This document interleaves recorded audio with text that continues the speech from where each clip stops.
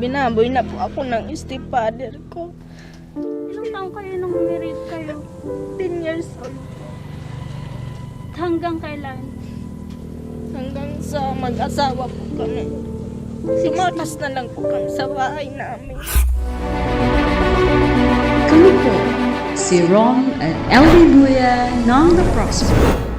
Let's inspire one another and expand our consciousness.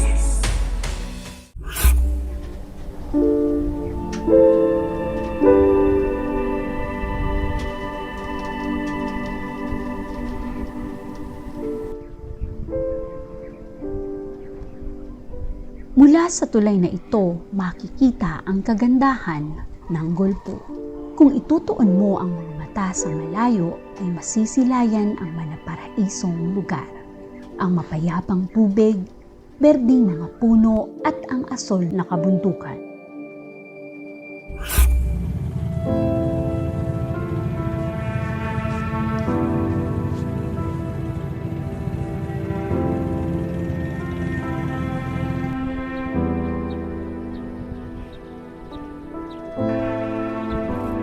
Pero kung titingin ka sa malapitan, makikita mo ang kalungkutan at mararamdaman ang katotohanang sa likod ng kagandahang nakikita ay nakatago ang masalimuot na kalagayan, malupit at nakakatakot na karanasan.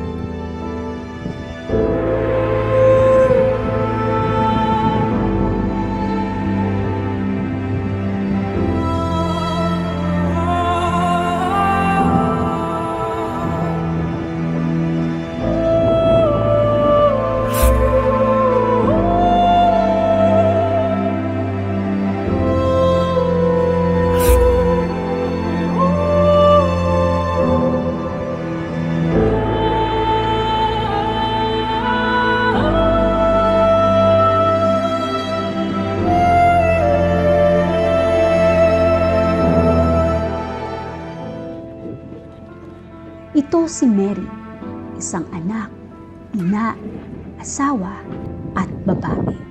Kung aakalain mo, isang ordinaryong nanay na ang suliranin lang ay kung paano iahon sa kahirapan ang kanyang 3 taong gulang na anak at kung paano makakaalis sa mapanganib na lugar na iyon.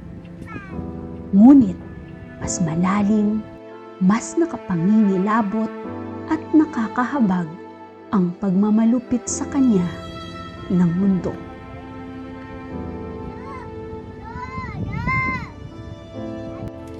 No, ano pangalan mo?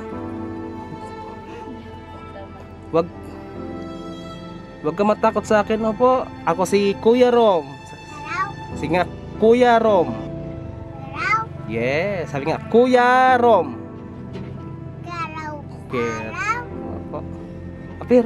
Ay, bless na. Bless na. Wow. Sino nga ako? Kuya Rom.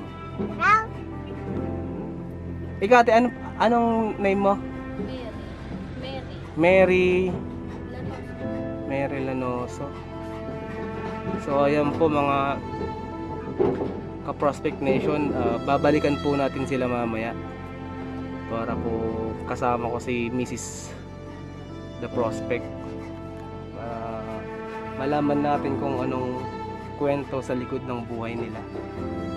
Kasi hindi po birong manirahan dito sa sa gilid ng ilog. So napakadelikado lalo na may bata. So ayan, dumating pala kami dito guys. Hindi pa sila daw kumakain. Salamat po. Babalik ka pala rin ha. Yeah. Ano ang sabihin ulit? Ako man. Salamat po. Bye-bye. Sa ganang pagmamahal po, Prospect Nations. So, dito tayo sa may Sangay, Camarines Sur. At nabalitaan tayong pamilya na nakatira sa gilid ng tulay. At bigyan po natin ng ayuda.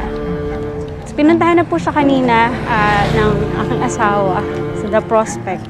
Ngayon ay aalamin natin yung totoong, yung kanilang storya. So, ilalanin po natin sila. So, dito po yung daan nila. Para makapunta tayo doon, dito tayo dadaan. So, samahan niyo ako. Let's go. Medyo matirik ang daan. Wala nang ibang daan. Ito talaga. So, dito sila dumadaan. Araw-araw dito sila. Hindi, kaya ko. Dito sa Lias dumadaan araw-araw. So, yan.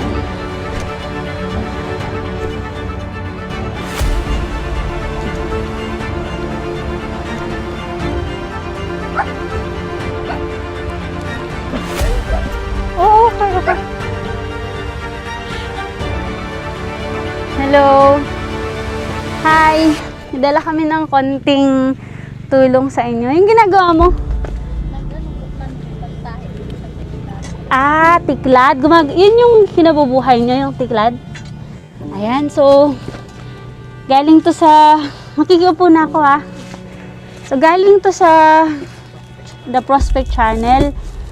So pagdamutan mo na, ito muna yung itutulong namin. Bigas. Tapos mga ng bata. Tapos mga noodles. Tapos mga delata. Saan yung asawa mo? Nasa Batangas. Anong ginagawa sa Batangas? Nagtatapas po ng tubo. So ilang taon na kayo mag-asawa? 5 years na po. 5 years. Tapos ilang taon na kayo dito sa gilid ng tulay? 5 years na din. So simula nung mag-asawa kayo? Dito na po kami. Paano pag umuulan? Di ba delikado? Pag umuulan po, minsan hindi kami natutulog ng gabi kasi binabantayan namin yung ilaw. Kung Baka tumaas yung tubig. Isa pa lang. Isa pa lang. So 5 taon na kayo mag-asawa sa isang. Kumusta naman yung pang araw-araw? Pag wala pong makuha yung asawa kong bigas, minsan kamote, bata. Saan kayo kumukuha? Diyan po sa diyan po sa kabila. Meron pa kayong taniman doon? Humingi po siya kay mama niya. Doon nakatira yung mama niya. Ikaw, taga saan ka? Sa Turagi Crossing. Nakapag-aral ka ba? Grade 7. Hanggang grade 7 ka din. Tapos, nag-asawa ka na? Ilang taon ka na? 21 po. 21 pa lang. Tapos, ilang taon yung anak mo? 3 years old. So, nakapag-asawa ka, 18. 16. 16, nag-asawa ka na. Bakit ang mura, minor de edad, na nakapag-asawa ka na? Kasi po may nangyari kasi sa buhay ko.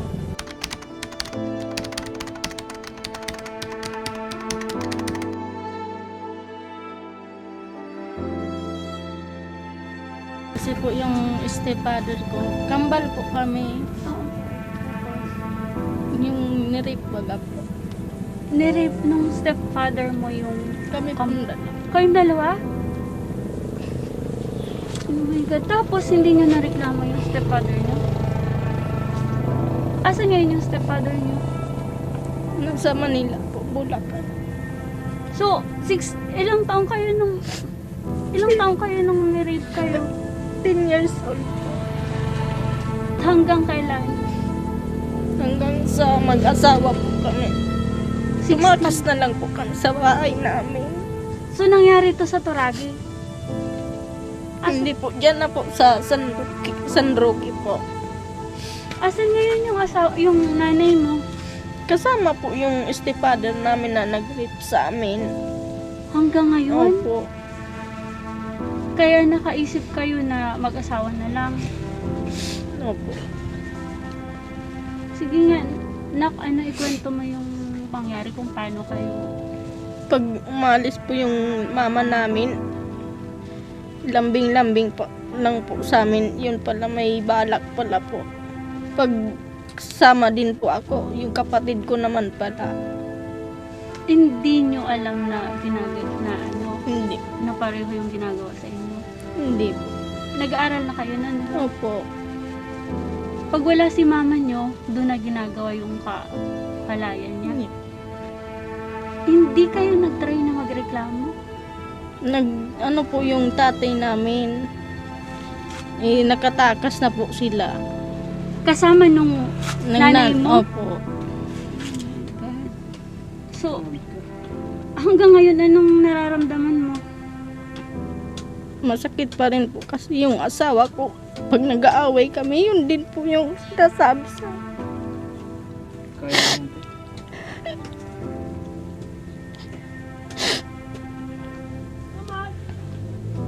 Parang dinadown ka ng asawa mo dahil ganun yung nangyari sa'yo. Opo.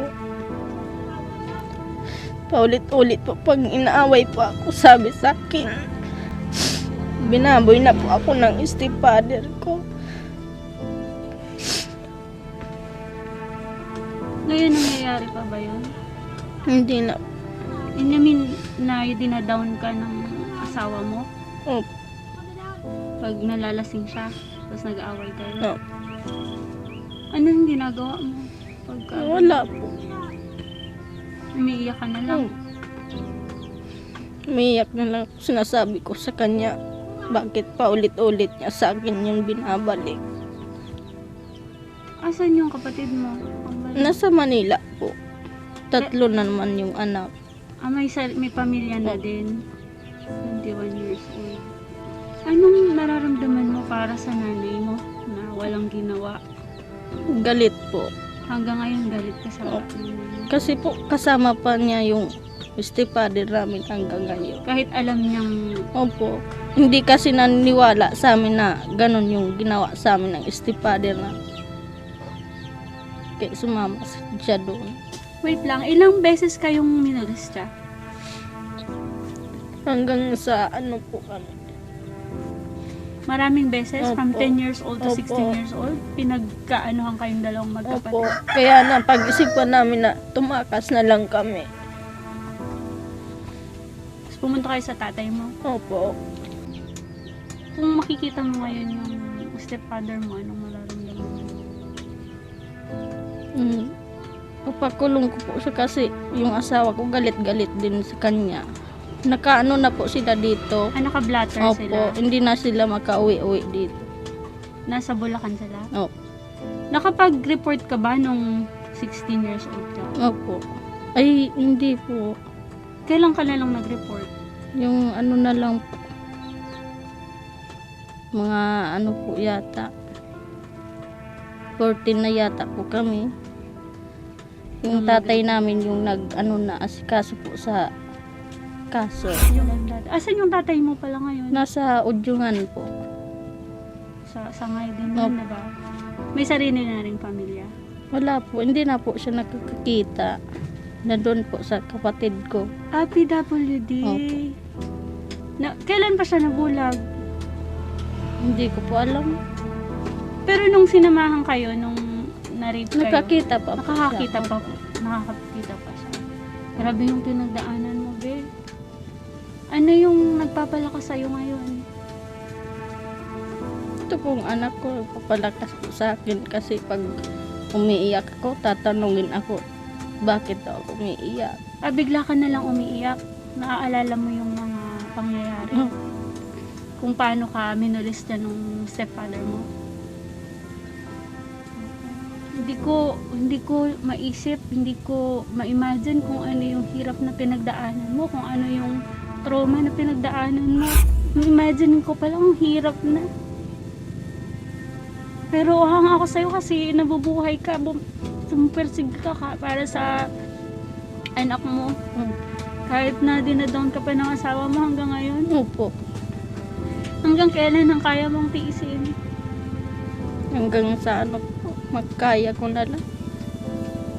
Pero alam mo, hindi hangga't nagtitiis ka, hangga't kinakaya mo yung hirap ng buhay, i-bless ka ng Panginoon.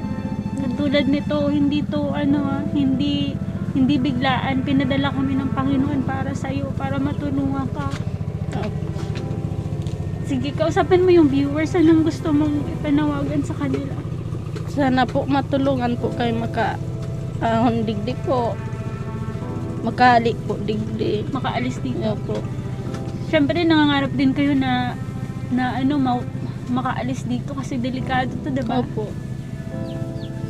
Kung makaalis kayo dito, saan nyo gustong tumira? Sa ano po, yung kahit ano lang. Basta po malayo na kami sa ano, tubig. Sa ilog, sa Opo. tubig, ano? Kasi delikado rin para Opo. sa... Nagkakasakit ba yung anak mo? Opo. Ayun.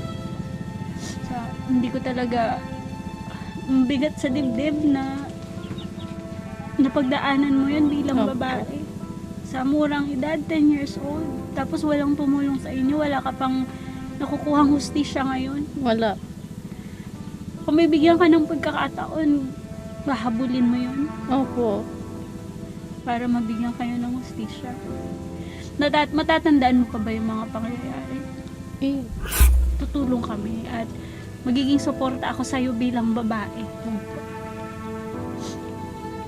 Kung nanonood yung stepfather mo, ano sasabihin mo? Kausapin mo siya. Sana po makulong na siya po. Kung nga, nasaan ka man po, sana po magsuko ka na po. Kasi po hanggang ngayon po, naano pa rin ako ng asawa ko.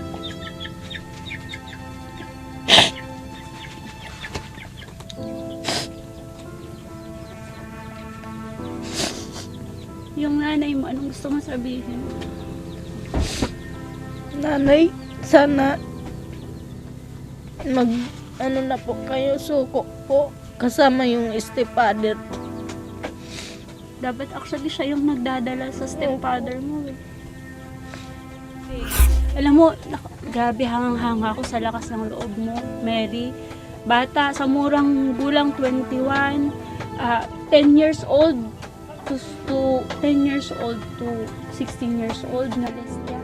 Lumaban, tumayo. Tapos hanggang ngayon, sa asawa, tapos ganito yung tirahan. Libay mo. Payo ko sa'yo, diretso lang lakasan mo lang yung loob mo. Mababago yung buhay kapag hindi ka lumalayo sa Panginoon. Kausapin mo lang siya pag nahihirapan ka lalo. Yun yung ginagawa mo. Opo. Malakas yung kapit mo, no? Ituro mo yun sa anak mo para mas parehas kayong tumatag. Diba? Sakali mang hindi ka ipaglaban ng asawa mo or i-down ka, at least ikaw, hindi ka sumusuko. Laban lang, ano? Maraming magulang, maraming anak, at maraming asawa ang matututo sa storya mo. So, maraming salamat. Napaka-honored na sinabi mo yun sa akin kasi ang hirap sabihin nun kung ako babae. Mahirap yun sabihin lalo na din sa pinagdaanan mo. So, maraming salamat. Salamat. At Mary, nandito. Nangangako ako, personally bilang babae. Tutulungan kita, sasamahan kita, ha? Asan mo lang yung loob mo, ha? Hindi ko kayang may mangyari yan sa mga anak ko.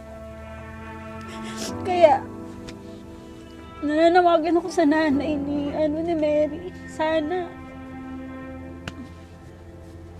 magbago isip niya. Isuko niya yung kinakasama niya. At sa likod pala nitong malalim na istorya, malalim na problema, mas may malalim na problema pa tayong nakuha mula kay Mary. So, patong-patong na problema at isa sa mga, ngayon lang ako umiyak sa interview ko at hindi ko nakayanan na ano na yung emosyon ko dahil sa paghihirap, sobrang ramdam ko. Kaya Prospect Nation, napaka swerte pa natin na may normal tayong buhay.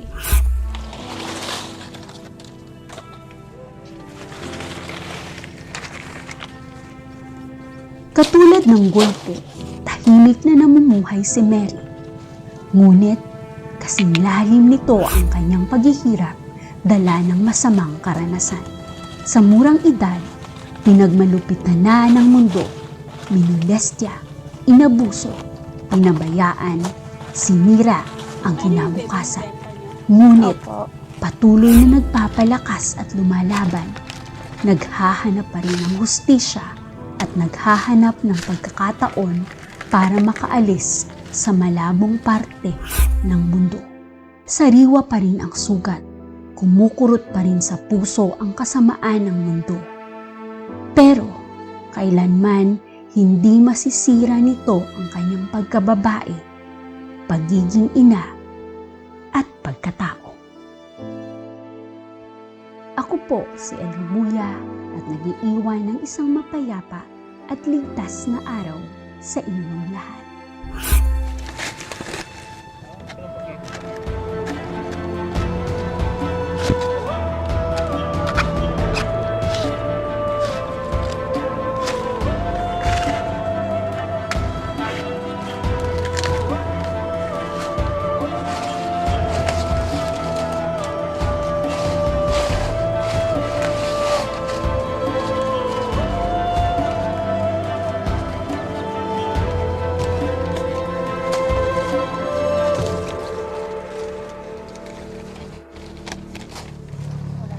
So ayan, Prospect Nation, isang napakamakabuluhan at emosyonal na storya yung natunghayan ninyo ngayong araw.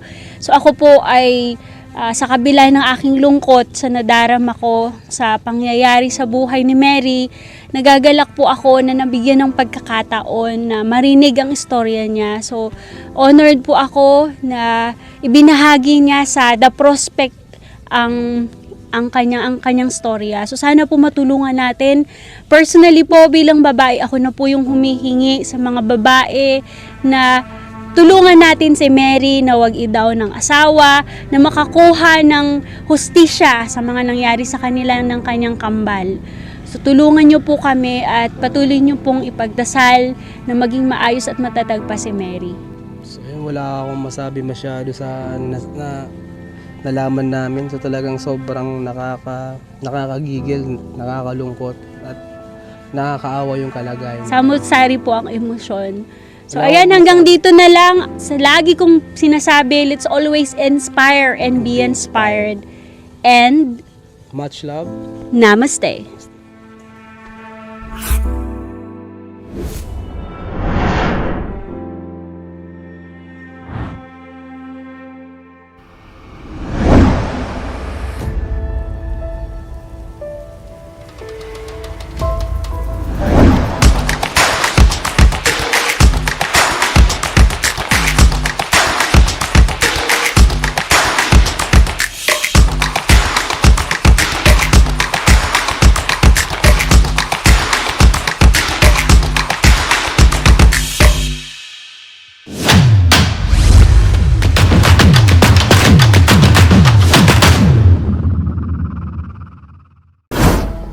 Thank you so much for watching.